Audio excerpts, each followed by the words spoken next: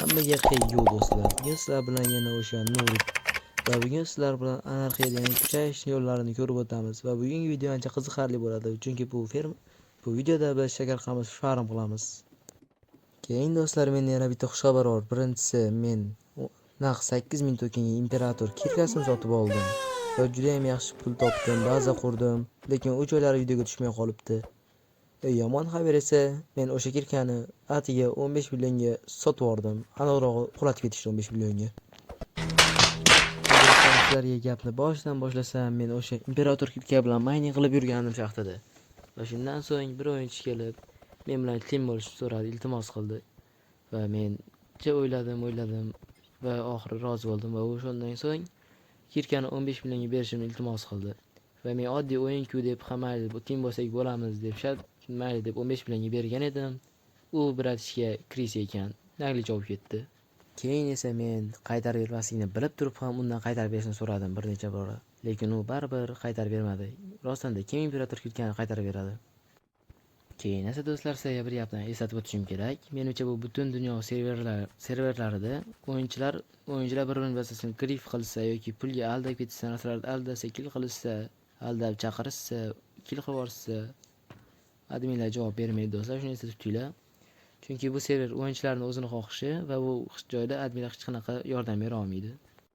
Va do'stlar, shu joyda sizlar ham menga o'xshab aldanib qolmasligingiz uchun o'sha o'yinchining nickini men ekranga chiqarib qo'ydim do'stlar. Agar shu o'yinchi kelinglar team bo'lamiz, boshqa desa, maslahatim ishonmanglar. Bu bratishkaga, bu mashka, mana PUBG akkauntlar uxlatib ketadigan mashkalar bo'ladi-yu, bu Minecraftda ham xuddi shunaqa mashkalar bo'ladi do'stlar. Shunga ehtiyot bo'linglar. Xo'p, endi maqsadni o'tmagan holda shakar qamish farmni boshlaymiz. Stop do'stlar. Endi men shuncha narsani aytib, imperator kirkalarni aytib, bu qayerdan, qanday olganimni aytmabman-ku do'stlar. Xo'p do'stlar, endilikda Articraft serverda 10,000 so'm evaziga siz 10,000 token olishingiz mumkin va imperator kirkaning narxi 8000 token. Va endi siz atiga 10,000 so'm evaziga do'stlar 10,000 token o'ylab ko'ryapsizlarmi do'stlar? Avval bu narxi 20,000 so'm edi. Va token narxlarini Aziz G'ofurov akamiz kamaytirib qo'ydi. Bu akaga adushurestek va juda ham katta rahmat aytib qolaman. Endi bu akamizni Telegramdan Jannat akani deb saqlanib qo'ysak bo'laveradi bemalol.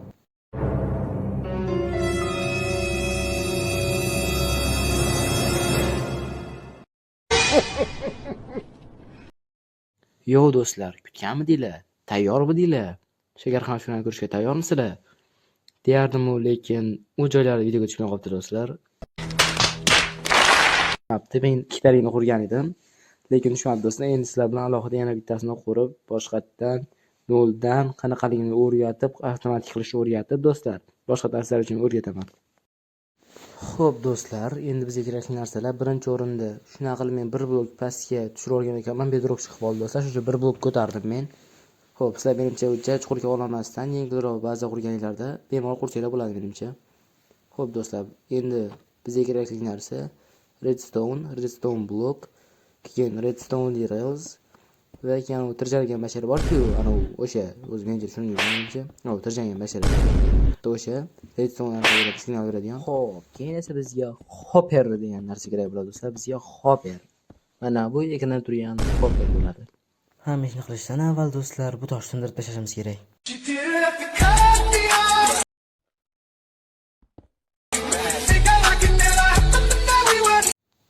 Xo'p do'stlar, buni qilganimizdan so'ng bizda qishatirib qo'yib olishimiz kerak, chunki bu yerga suv quyamiz do'stlar. Suv quyganimizda esa suv toshib ketmasligi uchun. Yo'llardan suv toshib ketish xavfi bor, shuning uchun qishatib qo'yish kerak do'stlar. Bo'lmasa suv toshib ketar, keyin hamma qurilariz.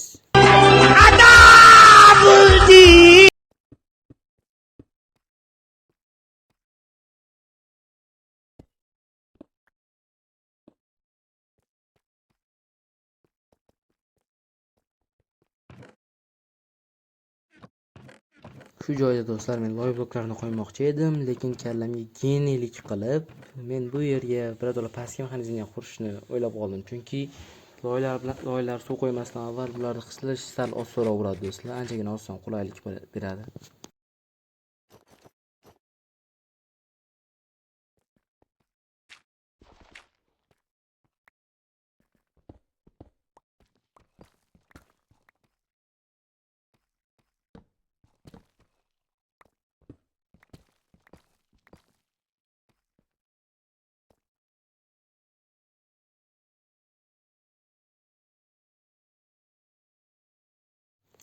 Xo'p do'stlar, va endi biz shu joyga pastga xuddi shu qo'ygan plamberlarimizni pastiga oddiygina redstone relslarni qo'yib chiqamiz. Voy billa balakat. Mayli tuzatib qo'yamiz do'stlar.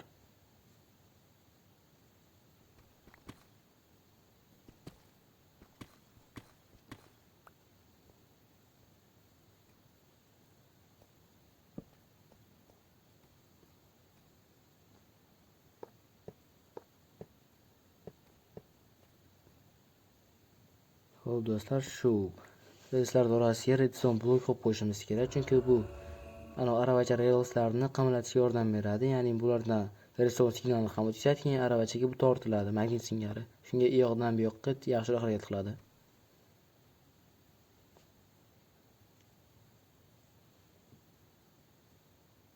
Va shu joyda do'stlar, meni miyam anchagina qisgandan so'ng oxiri tuzatib, sekin sanab, bu qilib, oddiy narsa uchun ham miyamni qiynab do'stlar. Shunaqa qilib oxiri eplab to'g'riladi do'stlar, shunaqa qilib. Va bu yerda hozir biray qilib o'zim buzib ketayotgan joyim va bu yerni ham endi to'g'rilaymiz.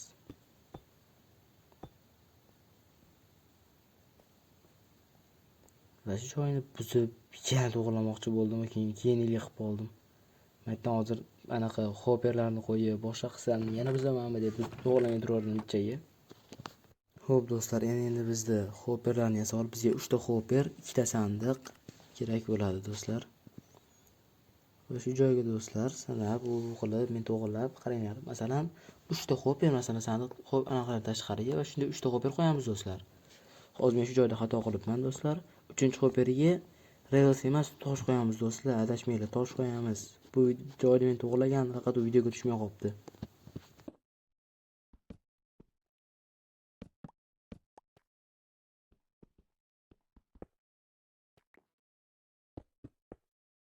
Va do'stlar, men bir balolar qilib toshlar qo'yib, bu narsa qilayotgan joyimda do'stlar, men bu narsani video olayotgan vaqtim tushunmagandim. Hozir videolarni montajlagan joyda tushundim. Hech qaysi mexanizmning relslari ishlamay qolibdi do'stlar. Umuman hech qaysi ishlamay qolibdi. Va endi hozir do'stlar, ular tuzatgan joylarim bor edi, lekin u videoga tushmay qolibdi do'stlar. Va hozir do'stlar, bu joyda men nimalardir qildim, boshqa qildim. U joylar videoda bor, lekin qiziq emas do'stlar. Ularni kesib tashladim va hozir sizlarga boshqatdan tushuntirib beraman. Xo'sh do'stlar, men fermaning yana pasti yarmini qurdim, boshqa qildim, bilat har xil ishlar qildim do'stlar. Lekin bilat yana video o'chib qolibdi do'stlar, bilat pizdes. Shuncha qurdim, boshqa qildim. Bu naq 3-marta do'stlar video o'chib qolaveryapti, bilat jonga tegdi do'stlar, pizdes alam qilyapti. Endi nima qilaylik, biz oddiy taxtani ishlatib, iPhone yo'q bizda. Venada montaj qilib, bilat pizdes do'stlar. Xo'p do'stlar, relslar ishlamay qoldi degandim. Mana xo'p do'stlar, relslar tuzatdik. Xo'p do'stlar, endi relslar qanday tuzatish kerak do'stlar? Shuni aytib o'tsam, relslar do'stlar, qaranglar. Masalan, relsdan oxirida tosh qo'ysalar-mu do'stlar, o'sha toshga urib qo'ysanglar, rels o'zi harakatlanar ekan, o'zi bu yoqdan bu yoqqa harakatlanib turadi do'stlar. Qiyin bo'lmaydi relsdan ulangan bo'lsanglar. Xo'p do'stlar, endi bu mexanizmni ko'rsatdik do'stlar. Videoda ko'rdinglarki, hozirdan poydan chiqqanimda, xuddi shunday qilib porshni qo'yasizlar do'stlar. Keyin ustiga ana u mana shu basharlardan qo'yib, orqasiga redstone ulab qo'ysanglar bo'ldi do'stlar, hech narsa emas. Pastga u jaqin joy emas do'stlar. Keyin do'stlar, loy qo'ygandan keyin snapoylarni ustiga ponni suv qo'yib chiqasizlar ichiga. Ustiga emas, ichiga, mana bu videoga ko'rsatilgandek do'stlar. Keyin hozir buni ko'rsatib beraman sizga qanday ishlashini. Va ahamiyatli bo'ladi do'stlar, redstone ulansin, keyin boshlarning iloji boricha ko'proq qo'yinglar. Menda masalan material kamligi uchun men o'sha yerdan orasiga qo'yib ketaverdim. Faqat shundan so'ng do'stlar, relslar sekin-sekin olib o'tib, musandaqa to'playdi do'stlar, keyin sizlar uni sotasizlar. Bu yerda sotsanglar bo'ladi. Va shundan so'ng do'stlar bo'ldi. Bu fermamiz bitdi va endi do'stlar, keyingi videoda xudo xolasa telefonimni iloji boricha tuzatib, iloji boricha boshqa programma topib, masalan, kapotda qanday qilishni o'rganib do'stlar, sizlarga juda ham chiroyli montajlarni tavsiya qilaman. Va videoda yarimda ko'rgan bo'lsanglar, har xil memlar, ovozlar bo'ldi. Lekin bu memlar hozir videoda oxir-oxir ko'payib ketgani uchun ishlamay qoldi, pastga emas, ovozlar chalkashib ketdi. Kadrlar kesilib qoldi, qatib qoldi do'stlar. Shuning uchun videoda yarimida memlar bor, yarimida yo'q. Xo'p do'stlar, sog' bo'linglar, salomat bo'linglar. Sizlar bilan Nurik bo'ldi. Endi sizlarga sog'lik, salomatlik va yaxshi aktiv so'rab qolaman do'stlar. Ya'ni men motivatsiyam tushib ketyapti video yozish bo'yicha, chunki aktiv past do'stlar. O'tdi, xayr.